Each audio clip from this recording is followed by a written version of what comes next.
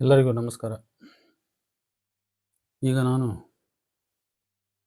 ಲಿಂಗಾಯತ ವೀರಶೈವ ಧರ್ಮದ ಚರಿತ್ರೆಗೆ ಸಂಬಂಧಪಟ್ಟ ಒಂದು ಉಪನ್ಯಾಸ ಸರಣಿಯನ್ನು ಹಾಕಿಕೊಂಡು ಈಗ 2 ಕಂತುಗಳಲ್ಲಿ ಕೆಲವು ವಿಚಾರಗಳನ್ನು ಮಂಡನೆ ಮಾಡಿದ್ದೇನೆ. ಈಗ 3ನೇ ಕಂತಿನಲ್ಲಿ ನಾನು ಪ್ರಥಮವಾಗಿ ಶೈವ ದೈವತ ಶಿವ, ಭೈರವ, ರುದ್ರ ಮತ್ತು ಲಿಂಗ ಈ ಕುರಿತಾಗಿ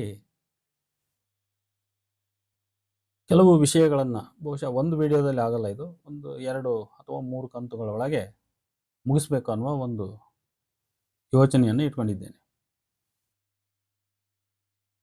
ಇಲ್ಲಿ ಕೆಲವರು ಈಗಾಗಲೇ ನನಗೆ ಬಹಳ ಉತ್ತಮವಾದ ಪ್ರತಿಕ್ರಿಯೆಯನ್ನು ಸಹೃದಯರು ತೋರಿಸಿದ್ದೀರಿ. ತಮ್ಮೆಲ್ಲರಿಗೂ ಅಭಿನಂದನೆಗಳು.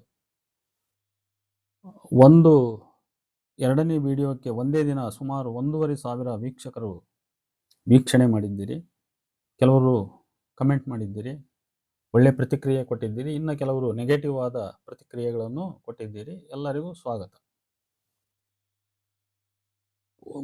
ಕೆಲವರು ನಮಗೆ ಚರಿತ್ರೆಯೇ ಬೇಡ, ಪ್ರಾಚೀನ ಚರಿತ್ರೆಯೇ ಬೇಡ, ನಮಗೆ ಬಸವಣ್ಣನಷ್ಟೇ ಸಾಕು, ಲಿಂಗಾಯತ ಧರ್ಮವಷ್ಟೇ ಸಾಕು ಅಂತ ಈ ರೀತಿ ಕೆಲವು ಪ್ರತಿಕ್ರಿಯೆಗಳು ಬಂದಿದ್ದಾವೆ. ನಾನು ಅವರಿಗೆ ಭಾಳ ವಿನಮ್ರವಾಗಿ ಹೇಳ್ಕೊಳ್ಳೋದಿಷ್ಟೇ, ಚರಿತ್ರೆ ನಿಮಗೆ ಬೇಡ ಅಂದರೆ ಬಿಟ್ಬಿಡ್ರಿ, ಅದ್ರ ಬಗ್ಗೆ ತಲೆ ಕೆಡಿಸ್ಕೊಳ್ಳೋ ಅವಶ್ಯಕತೆ ಇಲ್ಲ. ಚರಿತ್ರೆ ಬೇಕಾದವರು, ನಾವು ಇನ್ನೂ ಹಿಂದಿನದನ್ನು ಅರ್ಥ ಮಾಡ್ಕೋಬೇಕನ್ನೋರು ಅರ್ಥ ಮಾಡ್ಕೊತಾರೆ. ಅರ್ಥ ಮಾಡ್ಕೊಳಕ್ಕೆ ಬೇಡ ಅನ್ನೋರು ಬಿಟ್ಬಿಡೋದು ಒಳ್ಳೆಯದು. ಅದು ನೀವು ಬೇರೊಬ್ಬರಿಗೆ ಹೇಳೋಂಥ ಅವಶ್ಯಕತೆ ಇಲ್ಲ. ಅಷ್ಟು ಹೇಳ್ತಾ ಈಗ ಶಿವಭೈರವ, ರುದ್ರ ಮತ್ತು ಲಿಂಗ ಈ ವಿಚಾರಕ್ಕೆ ಸಂಬಂಧಪಟ್ಟು ಕೆಲವು ಪೂರ್ವ ನುಡಿಗಳನ್ನು ನಾನು ಹೇಳ್ತೇನೆ. ಮೊದಲಿಗೆ ರುದ್ರನ ಕುರಿತು ವಿದ್ವತ್ ಲೋಕದಲ್ಲಿ ಸಾಕಷ್ಟು ಸಂಕಥನಗಳು ಇವತ್ತು ಬಂದಿದ್ದಾವೆ. ಪ್ರಸ್ತುತ ನನ್ನ ಅಧ್ಯಯನಕ್ಕೆ ಹಿಂದಿನ ಕೆಲವು ಮುಖ್ಯ ಅಧ್ಯಯನಗಳು ಆಧಾರವಾಗಿವೆ. ನನ್ನ ದೃಢ ಅಭಿಪ್ರಾಯ ಏನಂದರೆ, ಶೈವದಿಂದ ಶಾಕ್ತ ಉದಿಸಿಲ್ಲ, ಶಾಕ್ತದಿಂದ ಶೈವ ಉದಿಸಿದೆ. ಶಾಕ್ತ ಮತ್ತು ಶೈವ ಎರಡಕ್ಕೂ ಲೋಕಾಯತ ತತ್ವಜ್ಞಾನ ಆಧಾರಭೂತವಾದುದು. ಶಾಕ್ತದ ಲಕ್ಷಣಗಳದೆಷ್ಟೋ ಶೈವದಲ್ಲಿವೆ. ಇದಕ್ಕೆ ಪ್ರಮುಖ ಸಾಕ್ಷಿ ಶಿವನು ಶಕ್ತಿ ಸಹಿತನಾಗಿರುವುದು. ಶಿವತತ್ವದ ಬೆಳವಣಿಗೆಯಲ್ಲಿ 2 ಹಂತಗಳಿವೆ. ಒಂದು ಶಿವಭೈರವ ತತ್ವ, ಇನ್ನೊಂದು ರುದ್ರ ವೀರಭದ್ರ ತತ್ವ.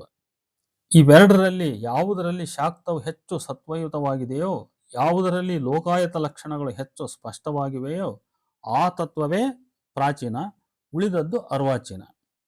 ಈ ಹಿನ್ನೆಲೆಯಲ್ಲಿ ಈ ದೇವತೆಗಳನ್ನು ಪ್ರತ್ಯೇಕವಾಗಿ ಪರಾಮರ್ಶಿಸಬೇಕಾದ ಅಗತ್ಯವಿದೆ.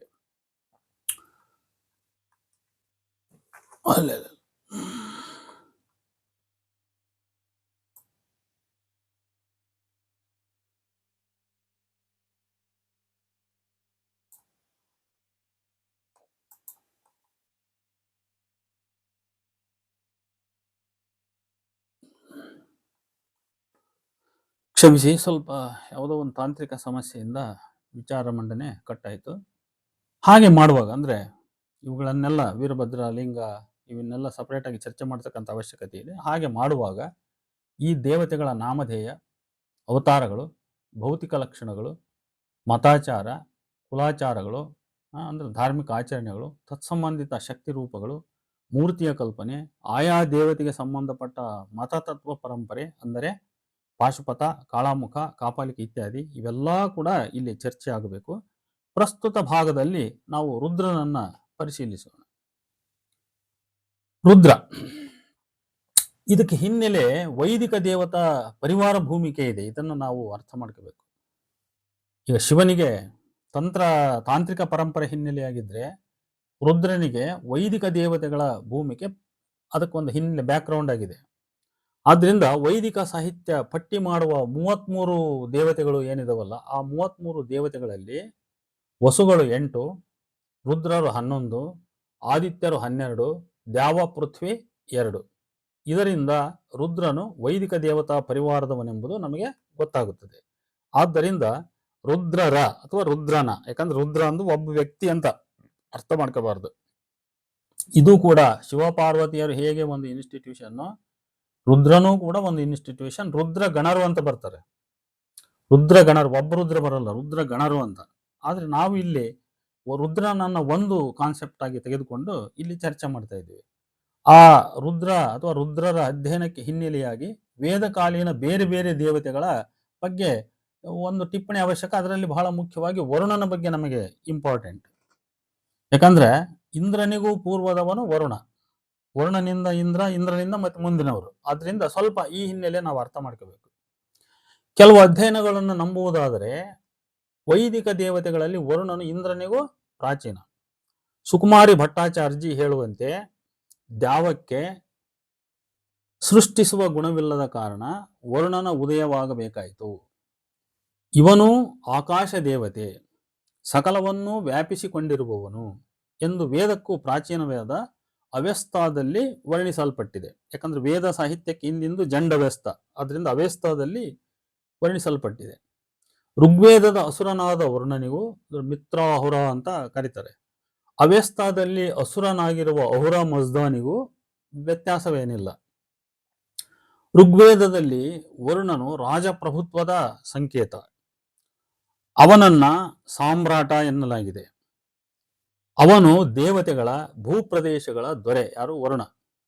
ಮಹಾಭಾರತ ರಾಮಾಯಣಗಳಲ್ಲಿಯೂ ಸಹ ಅವನು ರಾಜ ಎಂದೇ ವರ್ಣಿಸಲ್ಪಟ್ಟಿದ್ದಾನೆ. ಶತಪಥ ಬ್ರಾಹ್ಮಣದಲ್ಲಿ ಅವನನ್ನ ಕ್ಷಾತ್ರ ಶ್ರೇಷ್ಠ ಎನ್ನಲಾಗಿದೆ.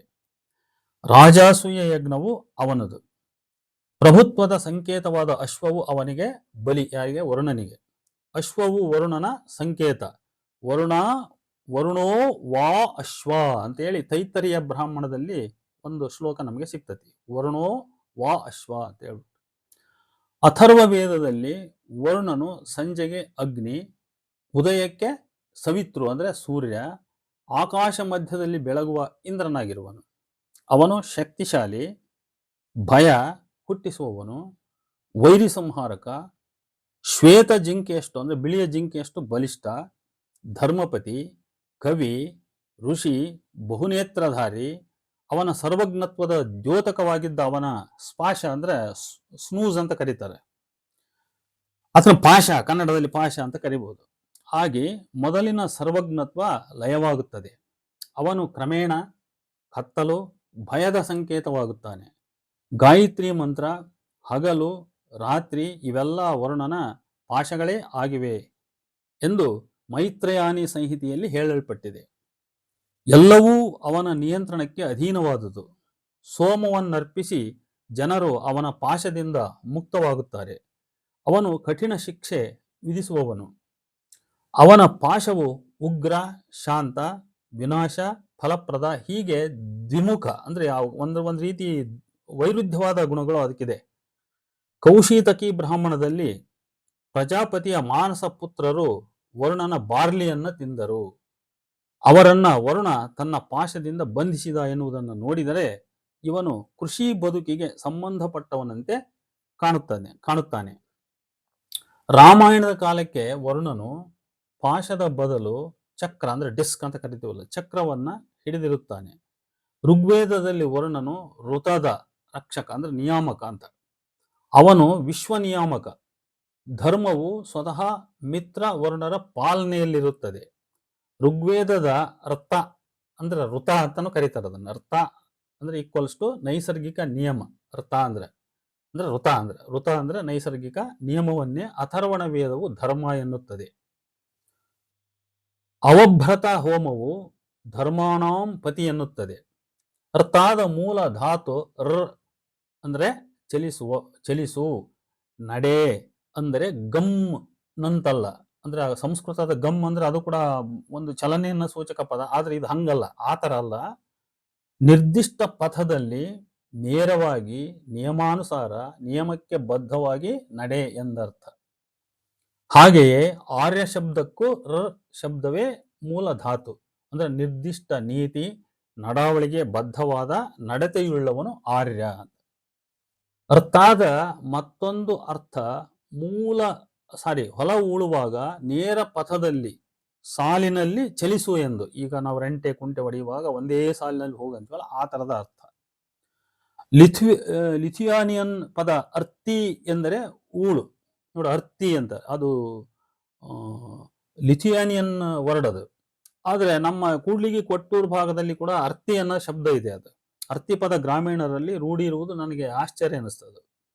ಆರ್ಯನು ಎಲ್ಲಾ ಕಾಲದಲ್ಲೂ ನಿಯಮಬದ್ಧವಾಗಿ ನಡೆದಿಲ್ಲ, ಅಂತಹವರನ್ನ ವರ್ಣನು ಶಿಕ್ಷಿಸಿದ್ದಾನೆ. ಬ್ರಾಹ್ಮಣಗಳ ಕಾಲಾನಂತರ ವರ್ಣನು ನ್ಯಾಯಾಧೀಶ ದಂಡಾಧಿಕಾರಿಯಂತೆ ವರ್ತಿಸುತ್ತಾನೆ. ತಾಂಡ್ಯ ಬ್ರಾಹ್ಮಣದಲ್ಲಿ ಕಾಣುವಂತೆ ಸ್ಥಪತಿ ಬುಧಾನ ಪೌರೋಹಿತ್ಯದಲ್ಲಿ ರಾತ್ಯರು ಯಜ್ಞವನ್ನಾಚರಿಸುತ್ತಾರೆ. ಅವರಿಗೆ ಪ್ರಥಮ ದೇವಯಜನ ನೆರವೇರಿಸುವ ಅಧಿಕಾರವಿಲ್ಲದ ಕಾರಣ ಅವರನ್ನು ವರ್ಣನು ಶಪಿಸುತ್ತಾನೆ. ರಾತ್ಯ ಪರಂಪರೆ, ವಿಶ್ವಕರ್ಮ ಪರಂಪರೆಗಳ ಸಂಬಂಧ ಇಲ್ಲಿ ಸೂಚಿತವಾಗುತ್ತದೆ. ವರ್ಣನನ್ನ ಧಿಕ್ಕರಿಸಿದರೆ ಭಯಾನಕ ರೋಗಗಳ ಶಾಪ. ವರ್ಣಾಗ್ರಹ ಎಂದರೆ ಪಾರ್ಶ್ವವಾಯುವಂತೆ, ಅದನ್ನ ನಿವಾರಿಸಬಲ್ಲವನು ವರ್ಣನ ವೈದ್ಯ. ಆಮೇಲೆ ಆಕಾಶ, ಹಗಲು, ಬೆಳಕು, ನಕ್ಷತ್ರಗಳ ದೇವತೆಯಾಗಿದ್ದ ವರುಣ ಕರಾಳತೆ, ರಾತ್ರಿ, ಭಯ, ವಿನಾಶ ಇವುಗಳೊಂದಿಗೆ ಸಂಬಂಧ ಹೊಂದುತ್ತಾನೆ. ಮಿತ್ರನು ಸತ್ಯ, ಶೋಭೆ, ದಯೆ ಇವುಗಳನ್ನು ಪ್ರತಿನಿಧಿಸಿದಲ್ಲಿ ವರುಣನು ಪ್ರಕೃತಿ ಮತ್ತು ಬದುಕಿನ ಕರಾಳತೆ, ಭೀಭತ್ಸತೆಯ ದೇವತೆಯಾಗುತ್ತಾನೆ. ಎತ್ತು, ಗೂಳಿ ಇತ್ಯಾದಿ ಪಶುಗಳನ್ನ ವರುಣ, ಇಂದ್ರ ಮೊದಲಾದವರಿಗೆ ಬಲಿ ನೀಡುವುದನ್ನ ತೈತ್ತರೀಯ ಸಂಹಿತೆಯಲ್ಲಿ ಹೇಳಿದೆ. ಇದನ್ನ ಸಹೃದಯರು ಸ್ವಲ್ಪ ಸರಿಯಾಗಿ ಆಲಿಸಬೇಕು. ಎತ್ತು, ಗೂಳಿ ಇತ್ಯಾದಿ ಪಶುಗಳನ್ನು ವರುಣ, ಇಂದ್ರ ಮೊದಲಾದವರಿಗೆ ಬಲಿ ನೀಡುವುದನ್ನು ತೈತ್ತರೀಯ ಸಂಹಿತೆಯಲ್ಲಿ ಹೇಳಿದೆ. 3 ಕಪ್ಪು ಮಚ್ಚೆಯ, 3 ಕೆಂಪು ಮಚ್ಚೆಯ, 3 ಬೂದು ಮಚ್ಚೆಯ ಪಶುಗಳನ್ನು ವರುಣನಿಗೆ ಬಲಿ ನೀಡುವುದು ಅದರಲ್ಲಿ ಹೇಳಲ್ಪಟ್ಟಿದೆ. ನಾಗಕನ್ನಿಕೆಯ ಸಹಾಯದಿಂದ ವಿಪ್ರಬೆತ್ತಿ ಎಂಬ ದೈತ್ಯನನ್ನು ಸೋಲಿಸಿದ್ದು ಹರಿವಂಶದಲ್ಲಿ ಬಂದಿದೆ.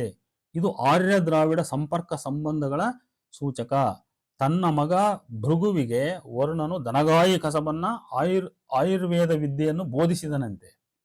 ವರುಣನಿಗೂ ಮೃತ್ಯುವಿಗೂ ಸಂಬಂಧವಿದೆ.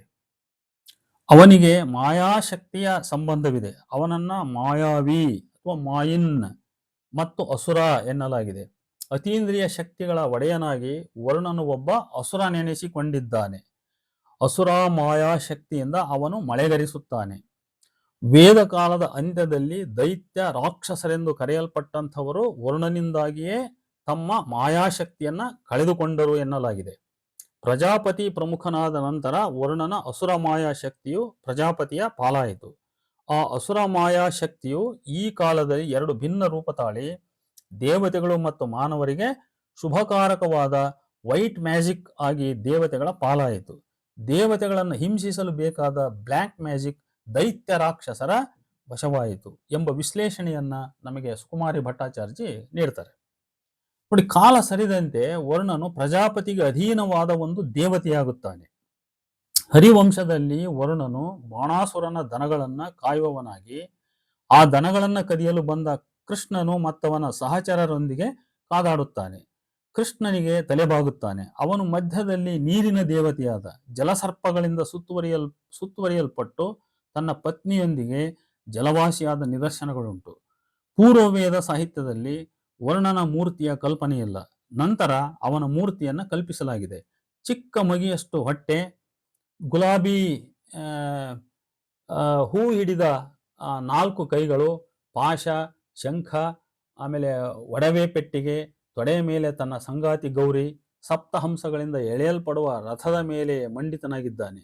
2 ಕೈಗಳ ವರುಣನು ಮಕರದ ಮೇಲೆ ಆಸೀನನಾಗಿರುವುದು ಭುವನೇಶ್ವರದ ದೇವಾಲಯವೊಂದರಲ್ಲ ಉಂಟು. ನಂತರದಲ್ಲಿ ಅವನು ಪಶ್ಚಿಮ ದಿಕ್ಕಿನ ದಿಕ್ಪಾಲಕನಾಗುತ್ತಾನೆ.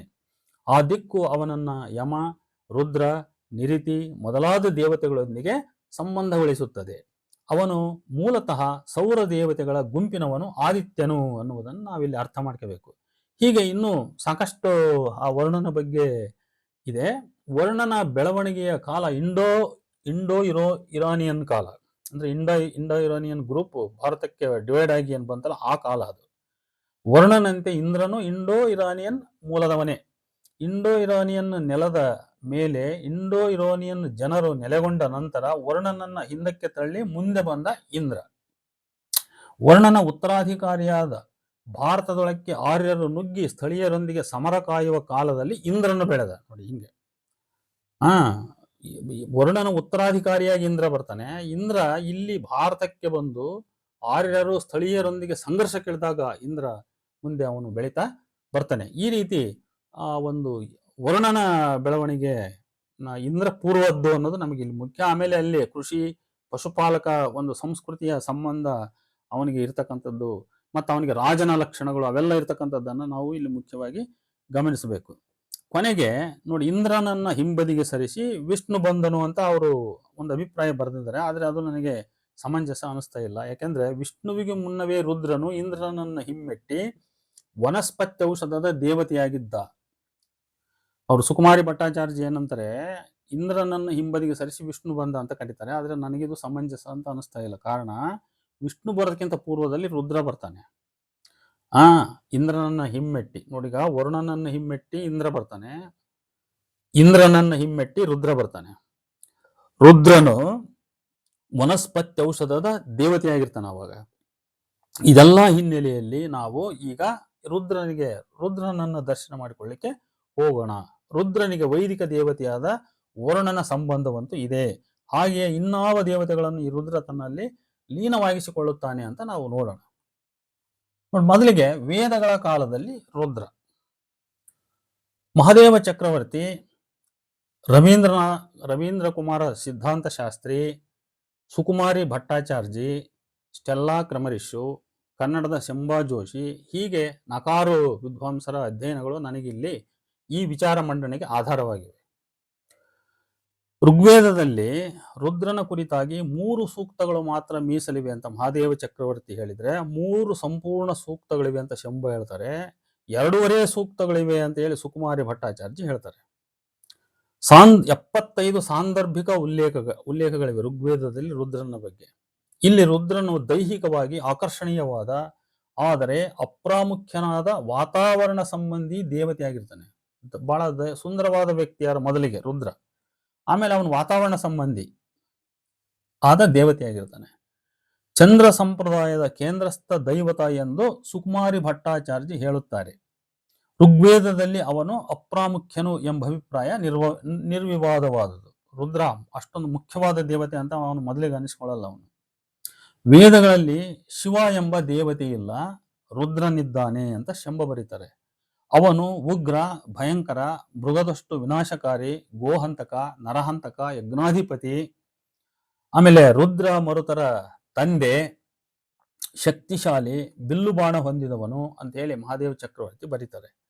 ಅವನನ್ನ ಕಪರ್ದಿನ್ ಅಂದ್ರೆ ಶಿಖೆ ಜಡೆ ಬಿಟ್ಟವನು, ಸುಶಿಪ್ರ, ಆಮೇಲೆ ಒಳ್ಳೆಯ ಜಾ ಅಂತ ಕರಿತೀವಿ, ವಿತ್ ಎ ವೆಲ್ ಫಾರ್ಮ್ಡ್ ಜಾ, ಒಳ್ಳೆ ಸರಿಯಾಗಿ ಬೆಳೆದಂತ ಜಾವನ್ನ ಉಳ್ಳಂತವನು, ಬಬ್ರು ಅಂದ್ರೆ ರೆಡಿಶ್ ಬ್ರೌನ್ ಬಣ್ಣದವನು, ಬಂಗಾರದ ಸರವನ್ನು ಕೊರಳಲ್ಲಿ ಧರಿಸಿದವನು, ಬಹುರೂಪಿ, ಬಲಶಾಲಿ, ಭಯಂಕರ ಎಂದು ಋಗ್ವೇದದಲ್ಲಿ ರುದ್ರನನ್ನ ವರ್ಣಿಸಲಾಗಿದೆ. ಕಪಿಲ ವರ್ಣದವನೆಂದು ಸಹ ಅಲ್ಲಿ ವರ್ಣಿಸಲಾಗಿದೆ. ಅವನು ತ್ರ್ಯಂಬಕ, ಸಂರಕ್ಷಕ, ಪರಿಮಳ ಸೂಸುವವನು, ಚರ್ಮಾಂಬರನು, ನೀಲಗ್ರೀವ, ಸಹಸ್ರಾಕ್ಷ, ಹಿರಣ್ಯಬಾಹು, ರೋಹಿತ ಅಂದ್ರೆ ಕೆಂಬಣ್ಣದವನು, ಶಿತಿಕಂಠ, ವ್ಯೋಮಕೇಶ ಅಂದ್ರೆ ಬೋಳು ತಲೆಯುಳ್ಳವನು ಎಂದು ವಾಜಸನೇಯ ಸಂಹಿತದಲ್ಲಿ ವರ್ಣಿಸಲಾಗಿದೆ. ರುದ್ರನನ್ನ ಋಗ್ವೇದಕ್ಕಿಂತ ಸ್ವಲ್ಪ ಹೆಚ್ಚು ಯಜುರ್ವೇದದಲ್ಲಿ ವರ್ಣಿಸಲಾಗಿದೆ. ರುದ್ರನಿಗೆ 1 ಕೈ ಇದೆ, ಭುಜಗಳಿವೆ, ದೃಢವಾದ ಅವಯವ, ಅಂದವಾದ ತುಟಿಗಳುಳ್ಳವನು, ಬಂಗಾರದಂತೆ ಹೊಳೆಯುವವನು, ಸೂರ್ಯನಂತೆ ತೊಳಗುವವನು, ರಥಾರೂಢನು, ಸಹಸ್ರಾಕ್ಷ, 1 ಹೊಟ್ಟೆ, 1 ಮುಖ, 1 ನಾಲಿಗೆ, ಹಲ್ಲುಗಳುಳ್ಳವನು, ಹೊಟ್ಟೆ ಕಪ್ಪು, ಬೆನ್ನು ಕೆಂಪು, ನೀಲಕಂಠ, ನೀಲಕೇಶ, ಅವನನ್ನ ಹ್ರಸ್ವ ಅಥವಾ ವಾಮನ ವೃದ್ಧ, ನೀಲಲೋಹಿತ, ನೀಲಕಂಠನೆಂದು ಯಜುರ್ವೇದ ಮತ್ತು ಅಥರ್ವ ವೇದಗಳಲ್ಲಿ ವರ್ಣಿಸಲಾಗಿದೆ ಎಂದು ಸುಕುಮಾರಿ ಭಟ್ಟಾಚಾರ್ಯಜಿ.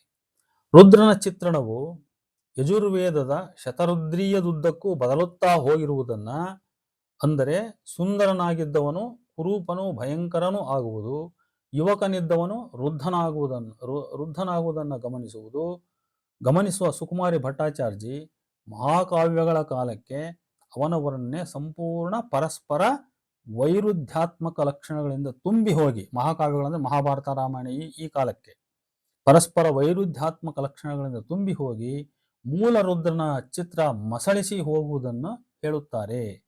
ಅವನು ಸೂರ್ಯನಂತೆ ತೊಳಗುವವನಾಗಿರುವಾಗಲೇ ಕಪ್ಪಾದವನು ಆಗಿಬಿಡುತ್ತಾನೆ.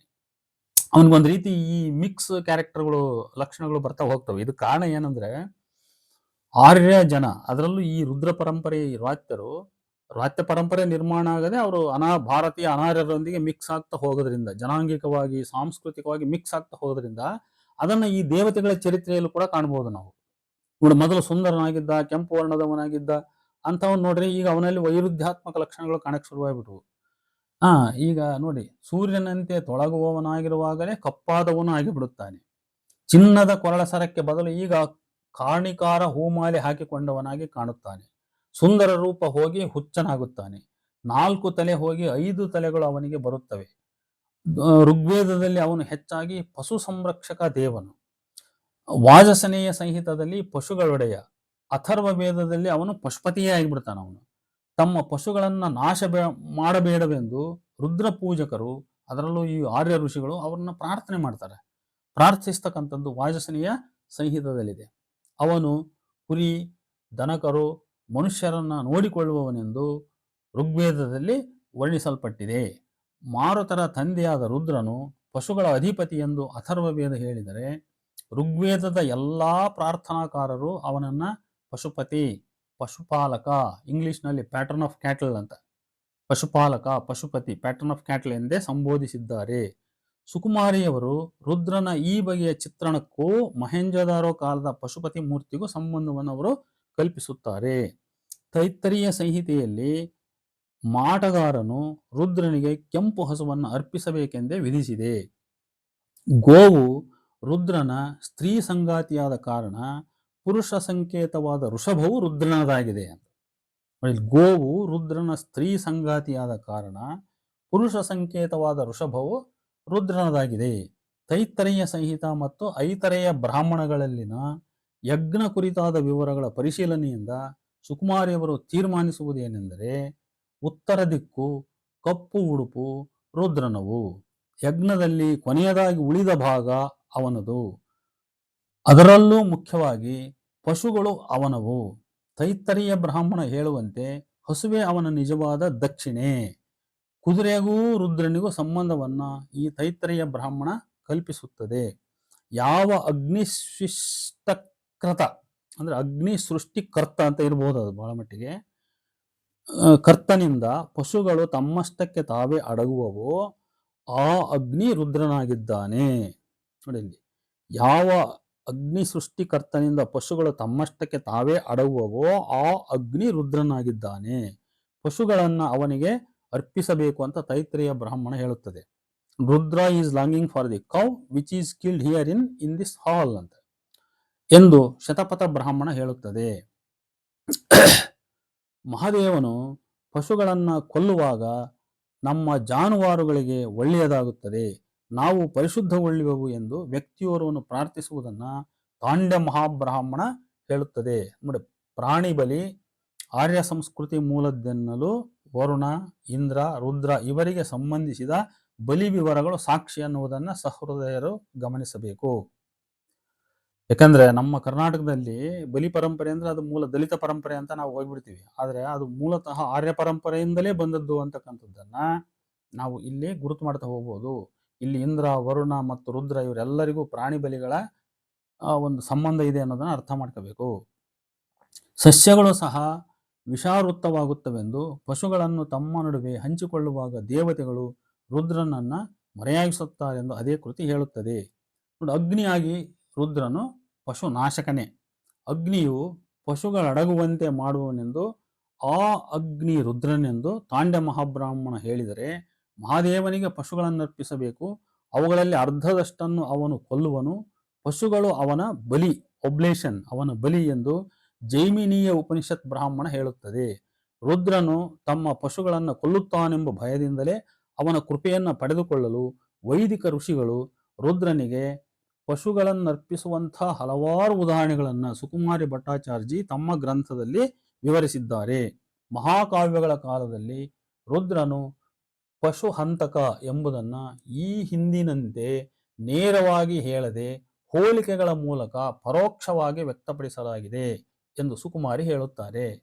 ಪಶುಹಂತಕ ರುದ್ರನನ್ನ ಹೆಚ್ಚು ಸಾತ್ವಿಕಗೊಳಿಸುವ ಪ್ರಕ್ರಿಯೆ ಆಗಲೇ ಆರಂಭವಾಗಿರುವುದರ ಸೂಚನೆ ಇದು. ಅವನು ಆಕ್ಚುಲಿ ಪಶುಹಂತಕ ರುದ್ರ. ಆ ಪಶುಹಂತಕ ರುದ್ರನನ್ನು ನಿಧಾನವಾಗಿ ಸಾತ್ವಿಕೀಕರಣಗೊಳಿಸ್ತಕ್ಕಂಥ ಒಂದು ಪ್ರಯತ್ನ ಅಲ್ಲ ಆಗಲೇ ಈ ವೇದ ಬ್ರಾಹ್ಮಣಗಳ ಕಾಲದಲ್ಲಿ ಶುರುವಾಗಿದೆ. ಅದು ರುದ್ರಶಿವ ಪರಂಪರೆಯಲ್ಲಿ ಅತಿ ಪ್ರಾಚೀನದಲ್ಲಿ ನರಭಕ್ಷಣೆ ಇದ್ದಿರಬೇಕೆಂಬ ಸುಳಿವನ್ನು ಮಹಾಕಾವ್ಯಗಳು ನೀಡುತ್ತವೆ. ಉದಾಹರಣೆಗೆ ಅಶ್ವತ್ಥಾಮನನ್ನ ಹೆದರಿಸಿದ ಭೂತ ಪ್ರೇತಾದಿಗಳು ಮಾಂಸ ತಿನ್ನುತ್ತಾ ರಕ್ತ ಕುಡಿಯುತ್ತಾ ಕುಣಿದು ನಲಿದಾಡುತ್ತವೆ. ಅಶ್ವತ್ಥಾಮನು ತನ್ನನ್ನು ತಾನೇ ಅಗ್ನಿಗಾಹುತಿ ನೀಡಿ ಶಿವನಿಗೆ ಸಮರ್ಪಿಸಿಕೊಳ್ಳುತ್ತಾನೆ.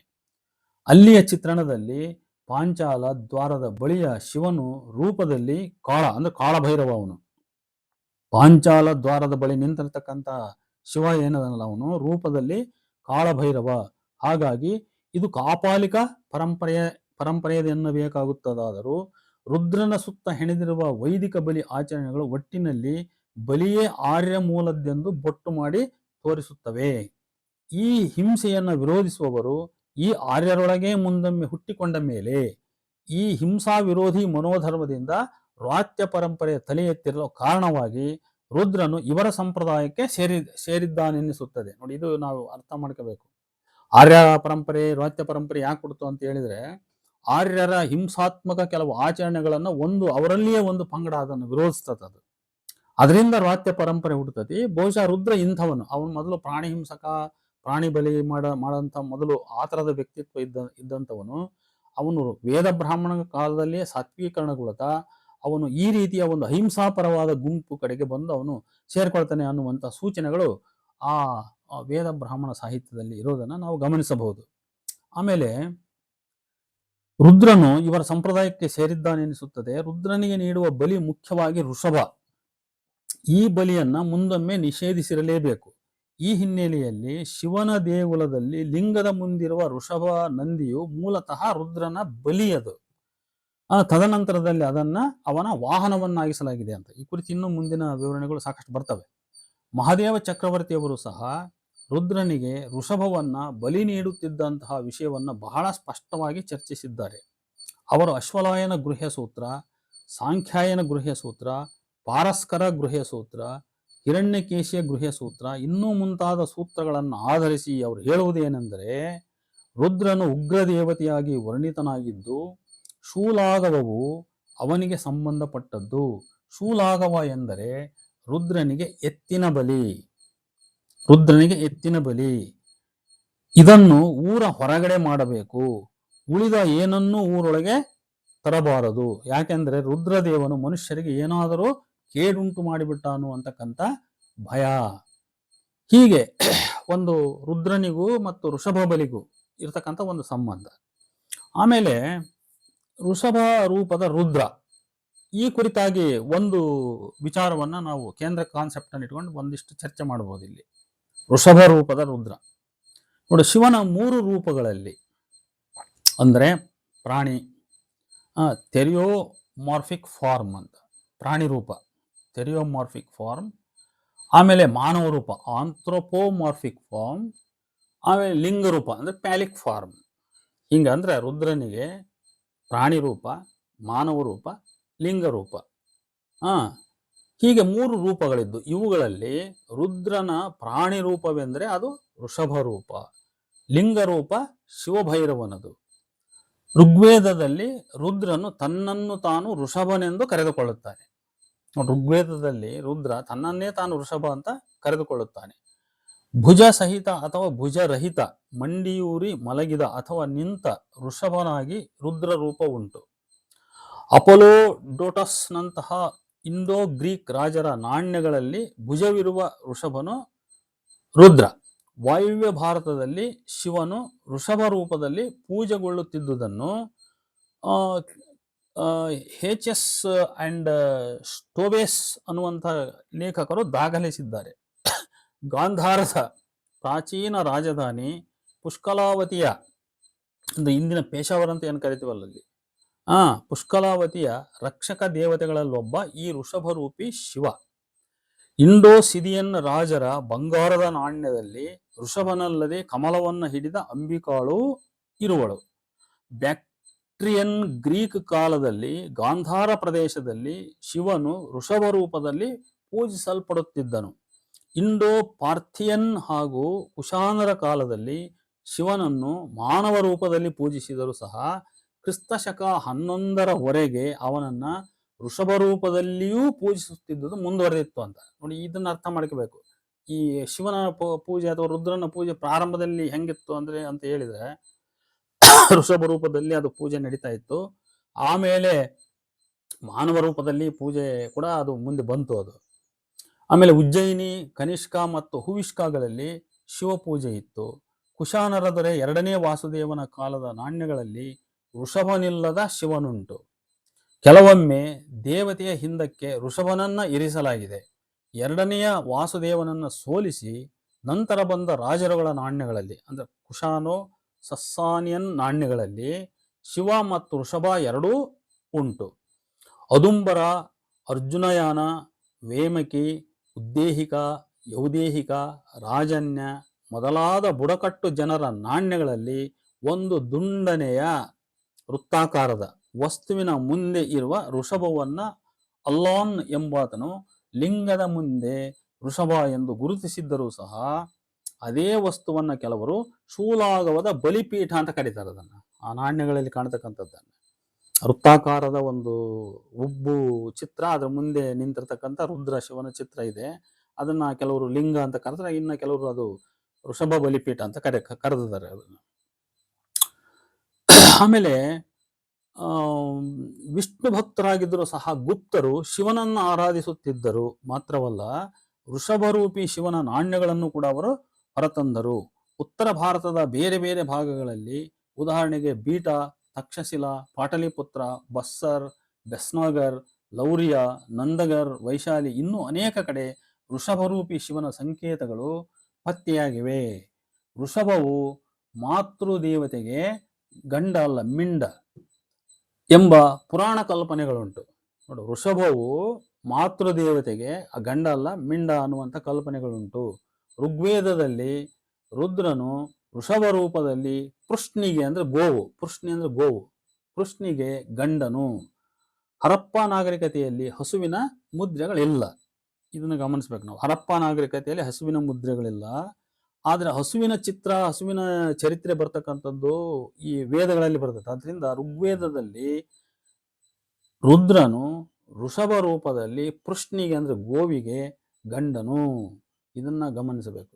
ಸಿಂಧೂ ಕೊಳ್ಳದ ವೃಷಭ ಮುದ್ರೆಗಳೊಂದಿಗೆ ಬರಹಗಳನ್ನ ಓದಲಾಗಿಲ್ಲವಾಗಿ ಆಗ ವೃಷಭವು ಒಂದು ದೇವತೆಯಾಗಿ ಪೂಜಿಸಲ್ಪಡುತ್ತಿತ್ತೇ ಎಂದು ಖಚಿತವಾಗಿ ಹೇಳಲಾಗದು ಎನ್ನುತ್ತಾರೆ ಮಹಾದೇವ ಚಕ್ರವರ್ತಿ. ಸಿಂಧೂ ಕಣಿವೆಯ ವೃಷಭ ಪ್ರತಿಮೆಗಳನ್ನು 3 ವರ್ಗಗಳಲ್ಲಿ ಪೃಥಕ್ಕರಿಸಲಾಗಿದೆ. ಆ ವಿವರ ಇಲ್ಲಿ ನಾವು ಚರ್ಚೆ ಮಾಡ್ತಕ್ಕಂಥದ್ದು ಅನವಶ್ಯ. ಆಮೇಲೆ ಇಲ್ಲಿ ಸಿಂಧೂ ಕೊಳ್ಳದ ಪಶುಪತಿಯನ್ನೇ ಅಂದ್ರೆ ಇಲ್ಲಿ ಏನಂತಾರೆ ಅಂದ್ರೆ ಒಟ್ಟಿಗೆ ಶಿವನ ಪ್ರಾಗ್ರೂಪ ಕುರಿತ ತನಿಖೆ, ಶಿವನ ಪ್ರಾಗ್ರೂಪ ಅಂದ್ರೆ ಪ್ರಾಚೀನವಾದ ರೂಪದ ಕುರಿತ ತನಿಖೆ ಕೊನೆಗೆ ಆಧರಿಸುವುದು ಸಿಂಧೂ ಕೊಳ್ಳದ ಪಶುಪತಿಯನ್ನೇ ಎಂದು ಮಹಾದೇವ ಚಕ್ರವರ್ತಿ ಅವರು ಹೇಳ್ತಾರೆ. The proto-Shiva of Harappa perhaps represents the final stage of his evolution from zoomorphic stage. The proto-Shiva is not only Yogishwara. Proto-Shiva is not only Yogishwara but also Pashupati or the Lord of the Beasts ಅಂತ ಬರೀತಾರೆ ಅವರು. ನೋಡಿ, ಇಲ್ಲೊಂದು ವಿಷಯವನ್ನ ನಾವು ಸ್ಪಷ್ಟಪಡಿಸ್ಕೋಬೇಕು. ಶಿವ ಮತ್ತು ರುದ್ರ ಭಿನ್ನ. ನಮ್ಮ ಕರ್ನಾಟಕದ ಸಹೃದಯರು ಇದನ್ನು ಬಹಳ ಸ್ಪಷ್ಟವಾಗಿ, ಯಾಕಂದ್ರೆ ಎಷ್ಟೋ ವಿಷಯಗಳು ನಾವು ಓದ್ತೀವಿ, ತಿಳಿತೀವಿ, ಆದರೆ ಮರ್ತೋಗ್ತವೆ. ಕೆಲವನ್ನ ಜ್ಞಾಪಕ ಇಟ್ಕೋಬೇಕು ನಾವು. ಶಿವ ಮತ್ತು ರುದ್ರ ಭಿನ್ನ. ಶಿವ ಸಂಪ್ರದಾಯವನ್ನ ಮುಂದುವರಿಸಿದವನಾಗಿ ರುದ್ರನು ಶಿವಸಂಭೂತನು. ಶಿವನು ರುದ್ರನಿಗೂ ಪ್ರಾಚೀನ. ಶಿವನು ಮೂಲತಃ ಲಿಂಗರೂಪಿ. ನೋಡಿ, ಇದು ರುದ್ರನಿಗೆ ಲಿಂಗರೂಪ ಇಲ್ಲ. ಶಿವನು ಮೂಲತಃ ಲಿಂಗರೂಪಿ. ಇವನು ಅನಾರ್ಯ ಅವೈದಿಕ ದೇವತೆ, ತಾಂತ್ರಿಕ ಶಾಕ್ತಕ್ಕೆ ಸೇರಿದವನು. ಒಂದರ್ಥದಲ್ಲಿ ಶಕ್ತಿಯ ಪೂಜಕನು ಶಿವ. ಶಕ್ತಿಯೊಂದಿಗೆ ತಾಂತ್ರಿಕ ಸಾಧನೆಯಲ್ಲಿ, ಮುಖ್ಯವಾಗಿ ಲತಾ ಸಾಧನದಲ್ಲಿ, ಚಕ್ರ ಪೂಜೆಯಲ್ಲಿ ತೊಡಗಿರುವ ಪುರುಷ ಯಾರು? ಶಿವ. ಆದರೆ ರುದ್ರನು ಅವೈದಿಕ ಆರ್ಯರಾದ ರ್ವಾತ್ಯ ಸಂಪ್ರದಾಯದವನು. ಋಷಭ, ಗೋವು ಆರ್ಯ ವೈದಿಕರ ಪ್ರಾಣಿಗಳೇ ಹೊರತು ಅನಾರ್ಯ ಭಾರತೀಯರ ಪ್ರಾಣಿಗಳಲ್ಲ. ಆದ್ದರಿಂದ ಇಲ್ಲಿಯವರೆಗಿನ ಚರ್ಚೆಯಲ್ಲಿ ಕಾಣುವಂತೆ ವೃಷಭವು ರುದ್ರ ಸಂಬಂಧವಾದ ಪ್ರಾಣಿಯ ಹೊರತು ಶಿವ ಸಂಬಂಧವಾದ ಪ್ರಾಣಿ ಅದಲ್ಲ. ಹಾಗಾಗಿ ವೃಷಭ ರೂಪದ ಶಿವ ಎಂದರೆ ಇಲ್ಲಿ ರುದ್ರನೇ ಅಂತ ಅರ್ಥ. ಶಿವ ಅಂತ ನಾವು ಕನ್ಫ್ಯೂಸ್ ಮಾಡ್ಕೋಬಾರದು. ವೃಷಭ ರೂಪದ ರುದ್ರ ಅಂದ್ರೆ ವೃಷಭ ರೂಪದ ಶಿವ ಅಂದ್ರೆ ಇಲ್ಲಿ ರುದ್ರ ಅಂತ ತಿಳಿಬೇಕೆ ಹೊರತು ಅದು ಶಿವ ಅಂತ ತಿಳಿಬಾರದು. ಶಿವನಿಗೂ ರುದ್ರನಿಗಿರೋ ವ್ಯತ್ಯಾಸ ಇಷ್ಟು. ಶಿವ ತಾಂತ್ರಿಕ ಪಂಥದವನು, ಅವನದು ಲಿಂಗ ಫ್ಯಾಲಿಕ್ ಸಿಂಬಲ್ ಅಂತ ಏನು ಕರಿತೀವಲ್ಲ, ಲೈಂಗಾಂಗ, ಅದು ಅವನದದು. ಆದರೆ ರುದ್ರನದು ಇವನು ಆರ್ಯ ದೇವತೆ, ಇವನದು ವೃಷಭ ರೂಪ. ಇವುದು ಗೋವು ಇವನಿಗೆ ಸಂಬಂಧಪಡ್ತೈತಿ. ಸಿಂಧೂ ಕೊಳ್ಳದ ಪಶುಪತಿಯು ಸಹ ರುದ್ರನಿಗೆ ಸಂಬಂಧಪಟ್ಟದೆ ಹೊರತು ಶಿವನಿಗೆ ಸಂಬಂಧಪಟ್ಟದ್ದಲ್ಲ ಅದು. ಈ ಹಿನ್ನೆಲೆಯಲ್ಲಿ ವೃಷಭವು ಆರ್ಯಪೂರ್ವ ಭಾರತೀಯರದು, ರುದ್ರನು ಅನಾರ್ಯ ಮೂಲದವನು ಎಂಬ ಅಭಿಪ್ರಾಯಕ್ಕೆ ಆಧಾರಗಳಿಲ್ಲ ಅನ್ನೋದನ್ನ ಅರ್ಥ ಮಾಡ್ಕೋಬೇಕು. ನೋಡ್ರಿ, ವೃಷಭವು ಆರ್ಯಪೂರ್ವ ಭಾರತೀಯರದು, ರುದ್ರನು ಅನಾರ್ಯ ಮೂಲದವನು. ಕೆಲವರು ನಮ್ಮಲ್ಲಿ ರುದ್ರರು ಮಾದಿಗರು ಅಂತ ಚರ್ಚೆ ಮಾಡಿದ್ರು. ಆಮೇಲೆ ಶಿವನಿಗಿಂತ ಪ್ರಾಚೀನ, ನಾನು ಆಗ್ಲೇ ಹಿಂದಿನ ವಿಡಿಯೋದಲ್ಲಿ ಹೇಳಿದೆ, ಜಾಚಾನಿಯವರು ಮತ್ತೆ ನಮ್ಮ ಎಸ್ ಎಸ್ ಹಿರೇಮಠರು ಅವರು ರುದ್ರನೇ ಪ್ರಾಚೀನ, ಶಿವ ಆಮೇಲೆ, ರುದ್ರ ಮಾದಿಗ, ಶಿವ ಬ್ರಾಹ್ಮಣ ಅಂತ ಇಂಥದ್ದೊಂದು ವಾದ ಇದೆ. ಆದರೆ ಇದು ಒಪ್ಪಿತವಾದ ವಾದ ಅಲ್ಲ. ಇಲ್ಲಿ ಶಿವನೇ ಪ್ರಾಚೀನ, ರುದ್ರ ಆನಂತರದವನು, ಶಿವ ದ್ರಾವಿಡ ಪರಂಪರೆಯವನು, ತಾಂತ್ರಿಕ ಪಂಥದವನು, ರುದ್ರ ಆರ್ಯ ವೈದಿಕ ಪರಂಪರೆಯಿಂದ ಹುಟ್ಟಿ ಬಂದಂತ ಒಬ್ಬ ವಾತ್ಯ ಪರಂಪರೆಯ ದೇವತೆ ಅವನು.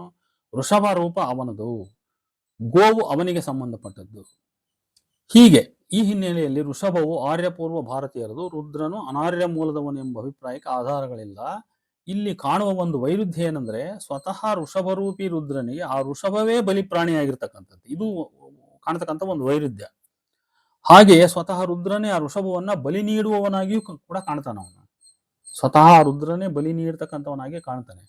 ಪಶುಪತಿಯ ಕೊಂಬುಗಳೇ ಶಿವನ ತ್ರಿಶೂಲದ ಮೂಲ ಅಂತ ಹೇಳಿ ಆ ಸಿಂಧುಕೊಳ್ಳದ ಹರಪ್ಪ ಇದರ ಎಕ್ಸಿಬಿಷನ್ ಮಾಡಿಸಿರ್ತಕ್ಕಂಥ ಮೊದಲ ಅಧಿಕಾರಿ ಜಾನ್ ಮಾರ್ಷಲ್ ಅಂತಕ್ಕಂಥವನು ಹೇಳ್ತಾನೆ, ಕೊಂಬುಗಳನ್ನು ಧರಿಸುವುದು ಆರ್ಯಪೂರ್ವ ಭಾರತೀಯರದು ಎಂದು ಹೇಳುವ ಮೂಲಕ ಪಶುಪತಿ ರುದ್ರನನ್ನು ಅನಾರ್ಯನೆಂದು ತರ್ಕಿಸಲು ಕೆಲವರು ಹೊರಟಿದ್ದಾರೆ. ಆದರೆ ವೈದಿಕರಲ್ಲೂ ಕೊಂಬುಧಾರಣೆ ಉಂಟು. ಋಗ್ವೇದದಲ್ಲಿ ಬ್ರಾಹ್ಮಣಸ್ಪತಿಯು ಕೊಂಬುಧಾರಿ. ಹಾಗೆಯೇ ಇಂದ್ರ, ಅಗ್ನಿ ಮೊದಲಾದವರು ಕೊಂಬುಳ್ಳ ಋಷಭನನ್ನ ಹೋಲುತ್ತಾರೆ. ಅಥರ್ವಣ ವೇದದಲ್ಲಿ ಮುಂಜಾವತ್ ಬುಡಕಟ್ಟು ಜನರೊಂದಿಗೆ ಉಲ್ಲೇಖಿಸಲ್ಪಟ್ಟ ಮಹಾಋಷರು ವೃಷಭ ಎಂದು ಕರೆಯಲ್ಪಟ್ಟಂಥ ರುದ್ರನಿಗೆ ಸಂಬಂಧಪಟ್ಟವರು. ಹಾಗೆಯೇ ನಾಗರು, ಗೋಂಡ್, ಕೋಯ, ಸವರ ಮೊದಲಾದವರೆಲ್ಲ ಆರ್ಯಪೂರ್ವ ಭಾರತೀಯರು ಎಂದು ಮಹಾದೇವ ಚಕ್ರವರ್ತಿ ರುದ್ರ ಸಂಪ್ರದಾಯವನ್ನು ಅನಾರ್ಯ ಸಂಪ್ರದಾಯವೆಂದು ತೀರ್ಮಾನಿಸಲು ಅವರು ಹೊರಟಿದ್ದಾರೆ. ಆದರೆ ಇದು ನನಗೆ ಒಪ್ತಕ್ಕಂಥ ವಿಚಾರ ಅಲ್ಲ ಅಂತ ನಾನು ಆಗ್ಲೇ ಹೇಳಿದೆ. ಆದರೆ ಇದು ಅಸಮಂಜಸ. ರುದ್ರನು ಉಷ್ಣೀಷಧಾರಿ ಎಂದು ಹೆಡ್ ಬ್ಯಾಂಡ್ ಧರಿಸಿರ್ತಕ್ಕಂಥವನೆಂದು ವರ್ಣಿಸಿದ್ದರು. ಅವನು ಕೊಂಬುಧಾರಿ ಎಂದು ವೇದ ಸಾಹಿತ್ಯದಲ್ಲೆಲ್ಲೂ ಕೂಡ ಹೇಳಿಲ್ಲ. ಆದರೆ ಮಹಾಭಾರತದ ಅನುಶಾಸನ ಪರ್ವದಲ್ಲಿ ಶೃಂಗಿನ್ ವಿಷಣಿನ್ ಎಂದು, ದ್ರೋಣ ಪರ್ವದಲ್ಲಿ ಋಷಶೃಂಗ ಋಷಭನಂತೆ ಕೊಂಬುಳ್ಳವನೆಂದು, ಲಿಂಗ ಪುರಾಣದಲ್ಲಿ ಶೃಂಗಪ್ರಿಯ ಕೊಂಬುಗಳ ಪ್ರಿಯ ಎಂದು ವರ್ಣಿಸಲ್ಪಟ್ಟಿದ್ದಾನೆ. ಹೀಗೆ ವಾತ್ಯ ಸಂಪ್ರದಾಯದಲ್ಲಿ ಕೊಂಬುಗಳನ್ನು ಧರಿಸುವುದಿತ್ತು ಎನ್ನಲು ಸಾಕ್ಷಿಗಳಿವೆ. ಮತ್ತೊಂದು ಮುಖ್ಯ ಸಂಗತಿ, ಗೋವು ಹಾಗೂ ಯಜ್ಞದಲ್ಲಿ ಗೂಳಿ ಋಷಭಗಳನ್ನು ಬಲಿ ನೀಡುವುದು, ಯುದ್ಧ, ಬೇಟೆ ಇವೆಲ್ಲ ಆರ್ಯರಲ್ಲಿತ್ತೆಂದು ಹೇರಳ ಸಾಕ್ಷಿ ಇರುವಾಗ ಕೊಂಬುಗಳನ್ನು ಧರಿಸುವುದು ಅಥವಾ ಪ್ರಾಣಿ ಚರ್ಮವನ್ನು ನುಡುವುದು ಈ ಆರ್ಯ ಸಂಪ್ರದಾಯವೇ ಎನ್ನಬೇಕು. ಅದು ಬಿಟ್ಟು ಮಹಾದೇವ ಚಕ್ರವರ್ತಿ ಅವರು ಒಂದು ತಪ್ಪು ತೀರ್ಮಾನಕ್ಕೆ ಬರ್ತಾರೆ. ಅವ್ರು ಏನಂತಾರೆ ಅಂದ್ರೆ, it is thus evident that Rudra Shiva's emblem of horns is purely non Vedic ಅಂತ ಹೇಳ್ತಾರೆ ಅವರು. ಅದರಿಂದ ಅದು ಒಂದು ತಪ್ಪು ತೀರ್ಮಾನ ಅಂತ. ಮೇಲೆ ಹೇಳಲ್ಪಟ್ಟ ಉಷ್ಣೀಷವು ವೈದಿಕ ಸಂಸ್ಕೃತಿಯ ಸಂಕೇತ ಎಂದು ಸ್ವತಃ ಚಕ್ರವರ್ತಿಯವರೇ ಹೇಳುತ್ತಾರೆ. ವೇದಕಾಲೀನ ಆರ್ಯರಿಗೆ ವೃಷಭವು ಧಾರ್ಮಿಕ ಮಹತ್ವ ಹೊಂದಿದ ಪ್ರಾಣಿಯಾಗಿರಲಿಲ್ಲವಾದರೂ ಅದು ಸರ್ವ ಸಂಪದದ ಮೂಲವಾದ್ದರಿಂದ ಅದರ ಪ್ರಾಮುಖ್ಯತೆಯು ಪರಿಗಣಿಸಲ್ಪಟ್ಟಿತ್ತು. ಅದು ಗೋ ಸಂಪದವನ್ನು ವೃದ್ಧಿಸುವ ಗಂಡು. ಬಹುಶಃ ಈ ಕಾರಣಕ್ಕಾಗಿಯೇ ಭಾಗವತ ಪುರಾಣದ ಕಾಲದಲ್ಲಿ ಗೋಪರು ವಿಷ್ಣು ಭಕ್ತರಾಗಿದ್ದಾಗ್ಯೂ ಶಿವನನ್ನು ಪೂಜಿಸುತ್ತಿದ್ದರು. ಇಲ್ಲೂ ಸಹ ಶಿವನು ವೃಷಭರೂಪಿ ಎಂದೇ ಅರ್ಥ ಇಲ್ಲಿ ಅಂತ ಹೇಳ್ಬಿಟ್ಟು, ಇನ್ನು ಇಲ್ಲಿಗೆ ಈ ವಿಡಿಯೋ ಭಾಗವನ್ನು ಇಲ್ಲಿಗೆ ಮುಗಿಸೋಣ. ಮುಂದಿನ ಭಾಗದಲ್ಲಿ ಮತ್ತೆ ಬೇರೆ ವಿಷಯ, ಋಷಭ ಬಲಿ ಮುಂತಾದ ಕೆಲವು ವಿಷಯಗಳನ್ನು ನಾನು ಪ್ರಸ್ತಾಪಿಸ್ತಾ ಮುಂದುವರೆತೀನಿ. ಸದ್ಯಕ್ಕೆ ನಮಸ್ಕಾರ.